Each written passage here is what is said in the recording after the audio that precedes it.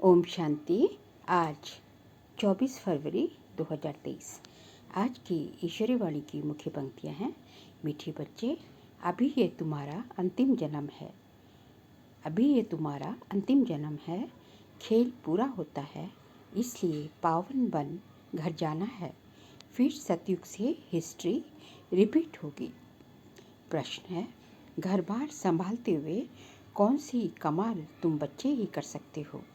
उत्तर है, घर बार संभालते, पुरानी दुनिया में रहते सभी से ममत्व मिटा देना है। देह सहित जो भी पुरानी चीज़ें हैं उन्हें भूल जाना है। ये है तुम बच्चों की कमाल। इसे ही सतोप्रधान संन्यास कहा जाता है, जो बाप ही तुम्हें सिखलाते हैं। तुम बच्चे इस अंतिम जन्म में पवित्र रहने की प्रतिज्ञा करते हो, फिर 21 जन्म के लिए यह पवित्रता कायम हो जाती है। ऐसी कमाल और कोई कर नहीं सकता। गीत है, तुम ही हो माता पिता तुम ही हो। ओम शांति। बच्चों को ओम शांति का अर्थ बिल्कुल सहज समझाया जाता है। हर एक बात सहज है। सहज राजाई प्राप्त करते हैं। कहाँ के लिए? सतयुग के लिए। उनको जीवन मुक्ति कहा जाता है। वहाँ रावण के ये भूत होते नहीं। कोई को क्रोध आता है तो कहा जाता है, तुम्हारे में ये भूत है।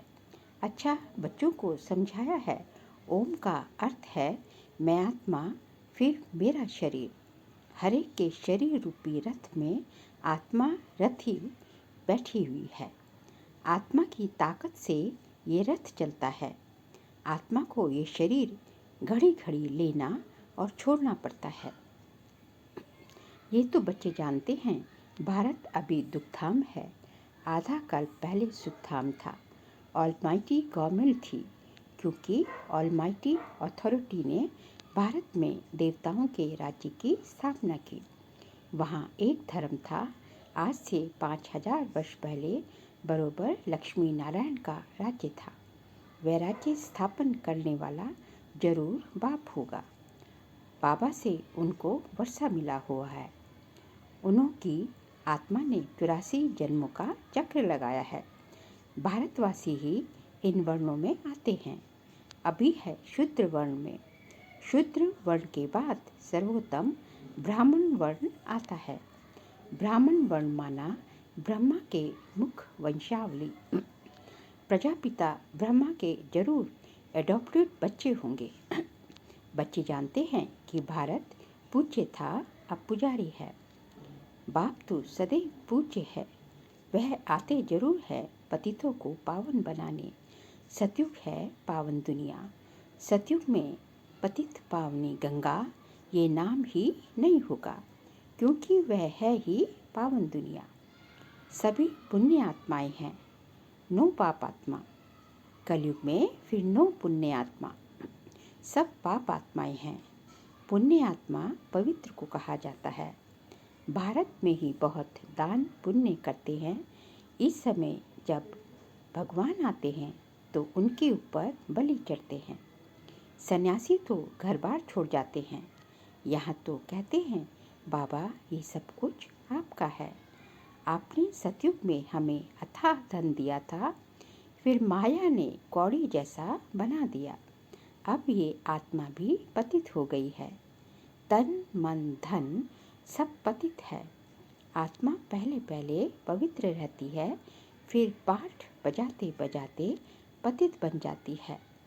Golden, silver, iron in stages में मनुष्य को आना है जरूर।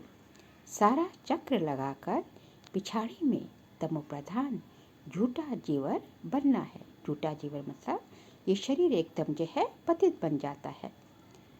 सब आत्माएं ईश्वर के लिए झूठ बोलती रहती है, क्योंकि उनको सिखाया गया है ईश्वर सर्वव्यापी है। गाते भी हैं, तुम मात पिता हम बालक तेरे। लक्ष्मी नारायण के आगे भी जाकर ये महिमा करते हैं, परंतु उनको तो अपना एक बच्चा एक बच्ची होता है। जैसा सुख राजा रानी को, वैसा सुख बच्चों को रहता है। कहाँ पे? सतयुग में। सबको सुख घनेरे हैं। अभी तो वह 84वें अंतिम जन्म में हैं। ये ब्रह्मा बाबा की बात हो रही थी। दुख गहनेरे हैं। बाबा कहते हैं, अब फिर से तुमको राजयोग सिखलाता हूँ। बच्चों को समझाया है कि इस रथ में रथी आत्मा बैठा हुआ है। ये रथी पहले 16 कला संपूर्ण था, अब कोई कला नहीं है। कहते भी हैं, मुझ निर्गुण हारे में कोई गुण नहीं। आप ही तरस परोए, अर्थात रहम करो। कोई में भी गुण नहीं है, बिल्कुल दुखी पतित है। तब तो गंगा में पावन होने जाते हैं, सतयुग में नहीं जाते। नदी तो वही है ना। बाकी हाँ, ऐसे कहेंगे इस समय हर चीज तमो प्रधान है। सतयुग में नदियाँ भी बड़ी साफ स्वच्छ होगी। नदियों में किचड़ा कुछ भी नहीं पड़ता। यहाँ तो देखो किचड़ा पड़ता रहता है। सागर में सारा गंद जाता है। सतयुग में ऐसा हो नहीं सकता। लौ नहीं है, सब चीज़ें पवित्र रहती हैं। तो बाप समझाते हैं, अभी सबका ये अंतिम जन्म है। खेल पूरा होता है। इस खेल की लिमिट ही है 5000 वर्ष। ये निराकार शिव बाबा समझाते हैं। वह है निराकार, सबसे ऊंच परम धाम में रहने वाला। परम धाम से तो हम सब आए हैं। अभी कलयुग अंत में ड्रामा पूरा हो, फिर से हिस्ट्री रिपीट होती है। मनुष्य जो भी गीता आदि शास्त्र पढ़ते आए हैं, वे बनते हैं द्वापर में। ये ज्ञान तो प्रायलुप हो जाता है, कोई राजयोग सिखला न सके। उन्होंने यादगार लिए पुस्तक बनाते हैं। वह खुद तो पुनर्जन्म में आने लगे, उनके यादगार पुस्तक रहने लगे। अब देवी देवता धर्म की स्थापना होती है संगम पर। बाबा आकर इस रथ में विराजमान होते हैं। घोड़े गाड़ी की बात नहीं। इस रथ में साधारण बूढ़े तन में प्रवेश करते हैं। वह है रथी, गाया भी जाता है ब्रह्मा द्वारा ब्राह्मण रचे। ये है मुख वंशावली ब्राह्मण। सब बच्चे कहते हैं, हम ब्रह्मा की मुख वंशावली बीके हैं। ये ब्रह्मा भी अडॉप्ट किया हुआ है। बाप खुद कहते हैं, मैं इस रथ का रथी बनता हूँ, इसको ज्ञान देता हूँ, शुरू इनसे करता हूँ, कलश देता हूँ माताओं को। माता तो ये भी ठहरी ना, पहले पहले ये बनते हैं, फिर तुम। इनमें तो वह विराजमान है, परंतु सामने किसको सुनाएं। फिर आत्माओं से बैठ बात करते हैं। और कोई विद्वान आदि नहीं होगा जो ऐसी आत्माओं से बैठ बात करे कि मैं तुम्हारा बाप हूँ। तुम आत्माएं निराकार हो, मैं भी निराकार हूँ। मैं ज्ञान सागर स्वर्ग का रचयिता हूँ, मैं नर्क नहीं रचता। ये तो रावण माया नर्क बनाती है।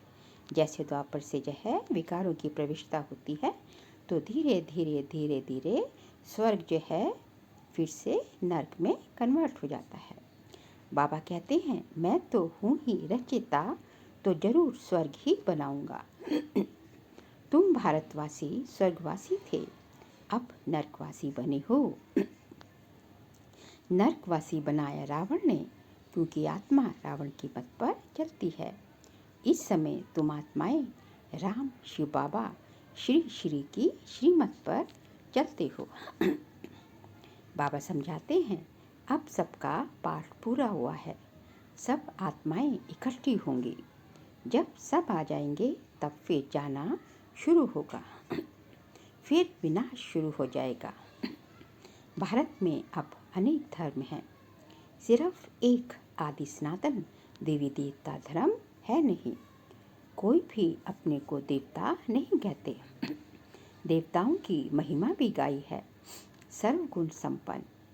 फिर अपने को कहेंगे हम नीच पापी। जो सतो प्रधान पूज्य थे, वह तमो प्रधान पुजारी बन पड़ते हैं। द्वापर से रावण का राज्य शुरू होता है।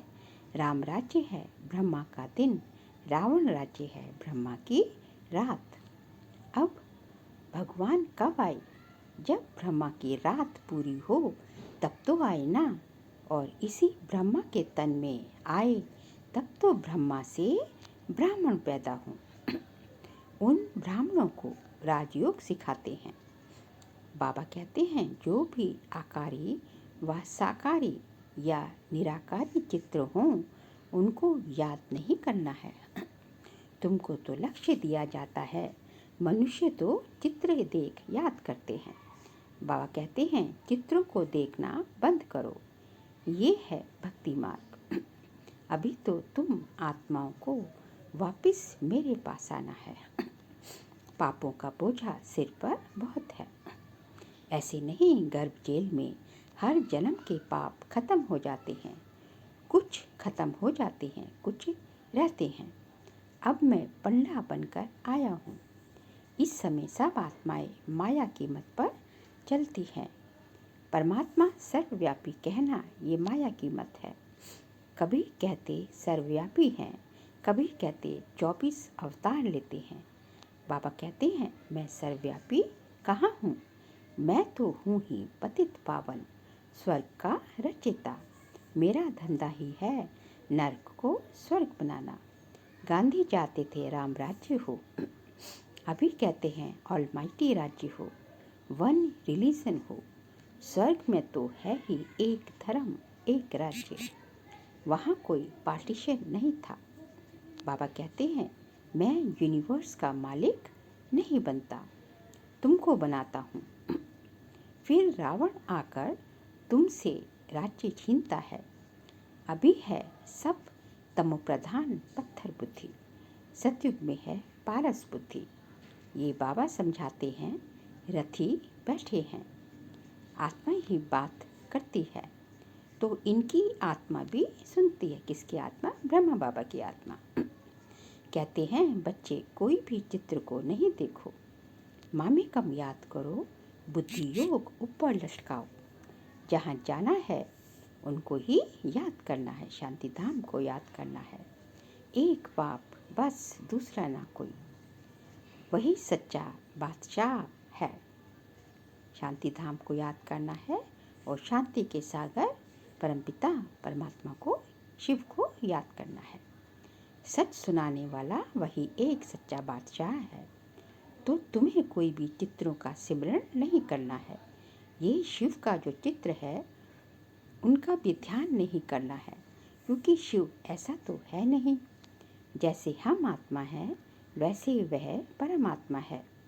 जैसे आत्मा प्रकृति के बीच में रहती है वैसे बाबा भी कहते थोड़ी जगह आत्मा के बाजू में ले बैठ जाता हूँ। बाबा कहते हैं मैं थोड़ी सी, ब्रह्मा बाबा में प्रवेश करते हैं ना तो ब्रह्मा बाबा की आत्मा भी उनकी प्रकृति के बीच में होती है और साथ में कहते हैं थोड़ी जगह ले मैं भी इनकी आत्मा के बाजू में बैठ जाता हूँ।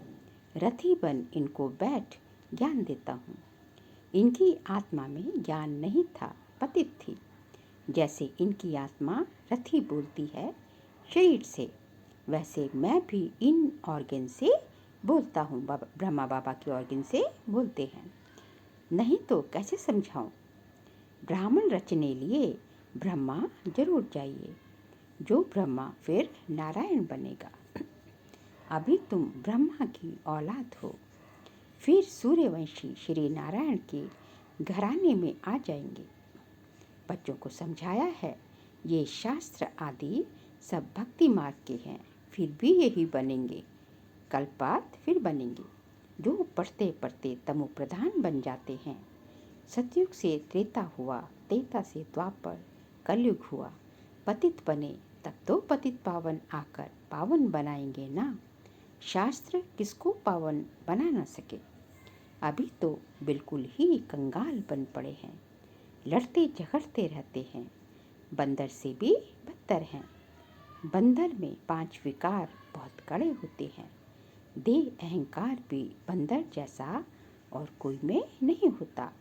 काम क्रोध लोभ मोह सब विकार बंदर में ऐसे होते हैं, बात मत पूछो।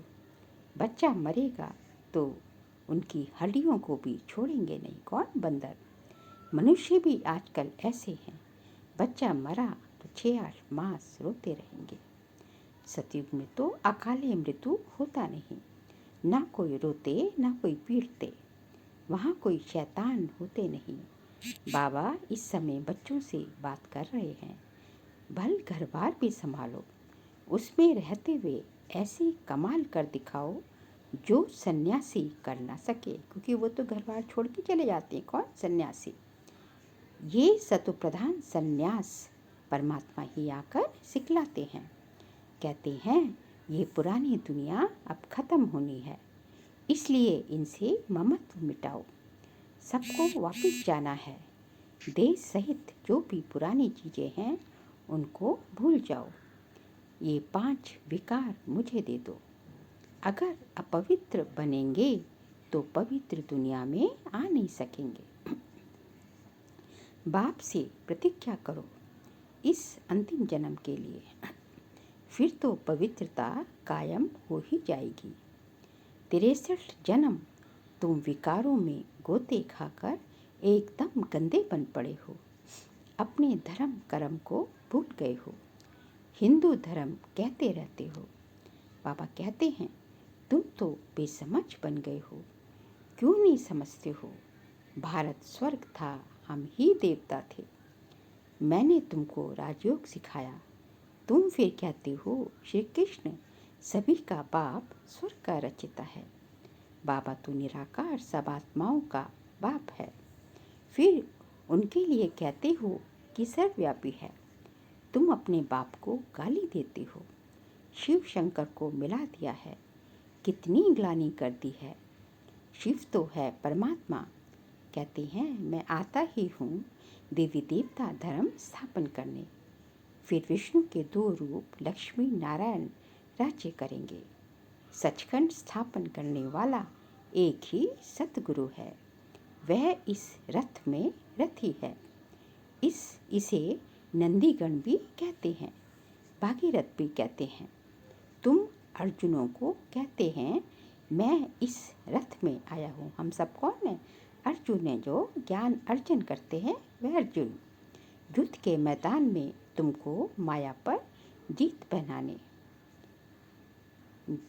युद्ध के मैदान में तुमको माया पर जीत पहनाने भगवान को आना पड़ता है।